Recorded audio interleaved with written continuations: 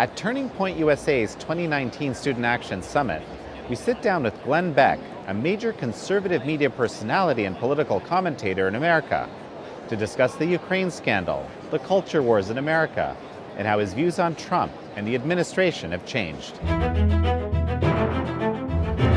Glenn Beck, wonderful to have you on American Thought Leaders. Thank you. It's an honor to be here. So Glenn, recently you came into my consciousness because all these people started reaching out to me about some chalkboard drawings Glenn was putting together about what had happened in Ukraine and so forth. Yeah. And people were telling me that it reminded them a bit of this Spygate poster, which Right. a lot of people know us for. Right. Where did this idea of the chalkboard explanations? I've done chalkboards since I was at Fox, and it actually, Fox talked to me about some new technology, and they said, we want you to try out a couple of pieces of new technology. And I went over to Microsoft, and they had this interactive screen table. I recall that, I believe. And then they said, we also have one that's, you can move and you can pull things, and it's virtual reality. And I left, and I just didn't, I wasn't really excited about either of them. And I said, why don't we go the other way? Why don't we stop with all the technology? Just give me a chalkboard. And so I started using a chalkboard then, and I did it because at least my generation and just slightly younger, we associate that with good teachers. Right. Actually, and interesting. Learning something, and it's real. And so started doing those, and they were some of our most popular episodes. And with Ukraine, it's so complex, and there's so many names. I mean, it took us weeks and weeks and weeks and weeks just to take all of the facts that we had researched and start putting them together in a way that people could understand and follow. Right. No, it sounds a lot like the development of the Spygate poster, exactly. Yeah. So where things stand now with everything that we know about Ukraine, at least publicly and so forth, how do you see things? I was just talking to Rudy Giuliani today. Yeah. And he's been painted as crazy, a conspiracy theorist, et cetera, et cetera. He's neither. I don't vouch for Rudy on, he was the mayor of New York and got a lot of things done, and Rudy's the kind of guy, and New York's the kind of guy where, like, if you get things done, you kind of don't want to ask, how'd you do that? But I think he's a good man. And most of the things that he has, we've independently verified. And we were talking about, he said to me, I was actually talking to his security first, and I said, keep him safe. I said, this is not about, this is bigger than the president and impeachment. This is truly about the republic. If we don't correct what's happening in the State Department with the FBI, forget about Joe Biden and Donald Trump. This fundamentally destroys our country. If they can get away with what they've gotten away with in Ukraine, beyond Donald Trump, the presidential election doesn't even matter. It just doesn't matter, because at the fundamental core is a group of people that started back with Obama, and I want to make clear, I think if John McCain were president, it would have had a different name, but the same thing would have happened. A group of elites in the State Department on the 7th floor get together and say, look, we know what's right, we know where it should go, and the president shouldn't have be able to change the course of this. So when Trump comes in, he says, I don't want anything to do with Ukraine because I think they're corrupt. They're fine with that because their little scheme is going. But then Rudy's work trying to figure out where this Trump stuff came from with Russia tracks it back there. Donald Trump is a hand grenade. He rolled into that room to expose Russia, and the wall came down, and smart people went, wait, what's that in that room? Because that looks worse, and it is. Rudy is working hard, we're working hard, I know you guys are doing the same. I don't know if it's going to really be exposed in the Senate, but it must be exposed. The policies must change, and those who are dirty, and I don't care which side it's on, need to go to jail. Otherwise, we lose the republic. So, and this, of course, Senator Graham is inviting Rudy Giuliani to come testify at his earliest convenience. Yep. There's a lot of interest. The president has said that there's going to be some kind of disclosure that comes out. So the facts are there. Mm-hmm. Rudy and I have talked extensively on facts, and I've verified with documents things that he also has verified with other documents. Right. It's not a conspiracy theory, it's a conspiracy fact.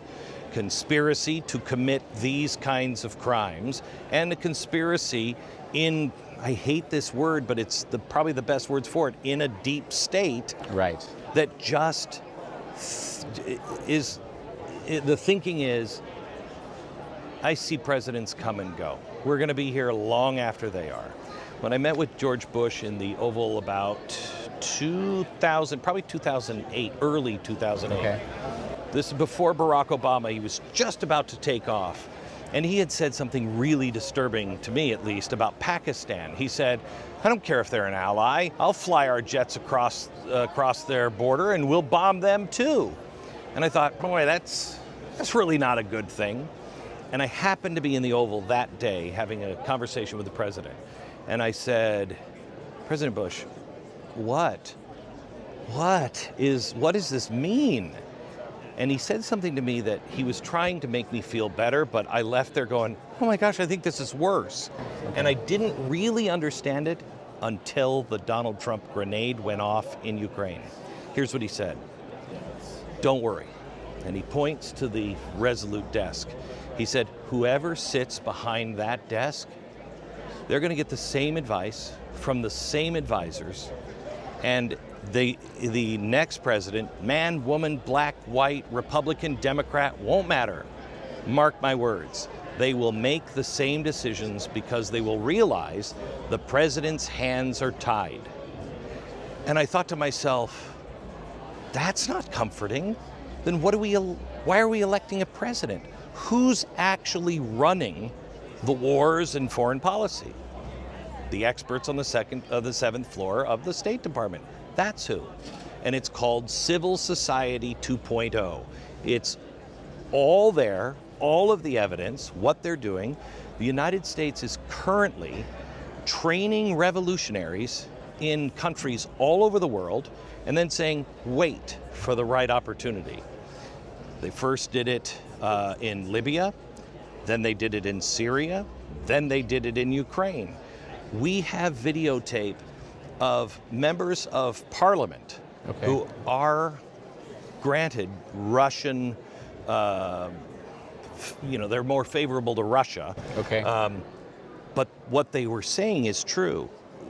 Standing up in parliament and saying, right now, the United States State Department is training revolutionaries how to manipulate social media and bring forth a revolution to change this body in this country. Then the revolution happened about 2 years later, and we have the photos of that training session. We have video from that training session. We also have photos of our ambassadors down with those same revolutionaries on the front lines of the revolution. The goal is always to set up an anti-corruption bureau and change the constitution of those countries. So the State Department is creating a system to where we are dictating to those countries what they do. And that's obscene. It's obscene. That's not America. Nobody on the left or right wants that. We got to leave people alone. Let them chart their course. It's incredible. It'll be very interesting to see all this stuff come out further. It would, yeah. And I think it will. Rudy and I have been talking. I've been sending him documents that he had, and I just spoke to him a few minutes ago, and he said, I have some new documents that show absolutely this is correct. I'm anxious to see them myself, but they will come out. Yeah. Glenn, you seem very positively inclined towards the president these days, but that certainly wasn't always the case. In fact, when your name first came across my desk, or when I first started thinking about these things, you were very much opposed. How did that change? So let me say this first. Donald Trump and I have had a friendly relationship going way back. I mean, I've stayed at Mar-a-Lago when I came and did a show, and he said, hey, you're in town, why don't you come and stay at Mar-a-Lago? And I'm like, oh, that's really nice. And it was a little weird. It was like, living kind of in Sunset Boulevard, nothing about him, but right. Just the building. And then when he started running for president, I've always admired how he got things done in New York, but I never wanted to ask him, how do you know what I mean? So I've always admired his ability to get things done and the way he's just unafraid. Right. His getting Trump Tower built, what he did to Tiffany's to be able to get them to give him the air rights for that building is a remarkable story that nobody knows. So I've liked that. When he started running for president, he is a New York liberal, okay? He's a capitalist, and I think he loves America, but he's not done deep thinking on most of the issues, and he's not really a conservative. And so what he was asking for was, trust me. I'm not sure I'm going to trust you on this. And I thought this was a really important decision for America. I did not believe him that he would do the things that he said he would do. And I honestly think if the press and the left would have said, Don, buddy, I love your hair, you're the greatest man ever, praise, praise, praise, praise, praise, we're buddies. I think they could have gotten a lot of stuff done that would have helped the left, but they didn't. No, that's not how things played out. Oh no, not how it played out. But I said on the air, this is what I believe, but the man has no track record that I can compare it to. I just have his history, and I don't think he's going to do it. What happened? He gets into office, and I said, if I'm wrong, I want to be wrong. I just don't think I am. Well, it turns out I was wrong. He still has piggish stuff that just drives me nuts. But then again, he's a wartime president. Okay. And I don't mean Afghanistan, the war, that Bush was fighting. We're in a cultural war. And he's a warrior and a wartime president. And a hand grenade. He's just blowing things up. More importantly, while I disagree with him strongly on things like trade, etc., I don't think even the guy who I supported, Ted Cruz, would have actually done the Jerusalem embassy. That took, excuse the expression, balls of steel. And when he believes something is right, he just does it. And I admire him for that. I also am pushed into a position, I feel, as a more vocal supporter, because I've never seen anyone victimized as much. If I would have said to you 4 years ago, possibly America's biggest bully is going to be a victim in 4 years. No way. How do you make him look like a victim? And that's what they've done. I was just telling someone a little earlier today that, all the people that have an issue around fairness, yes, out there in society, all of them, everybody's been triggered, right? It's Kavanaugh remarkable thing. Yeah. All of it The way they rushed this impeachment trial and were so unfair.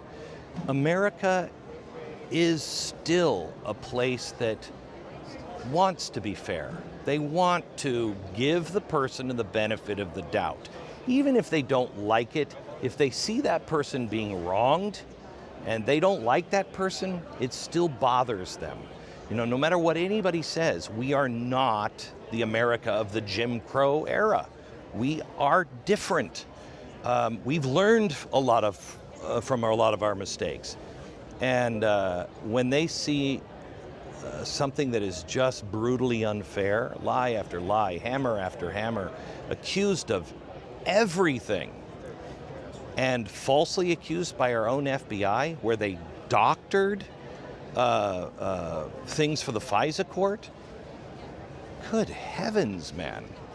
How can you not stand up? How can you not stand up and say, this isn't about him.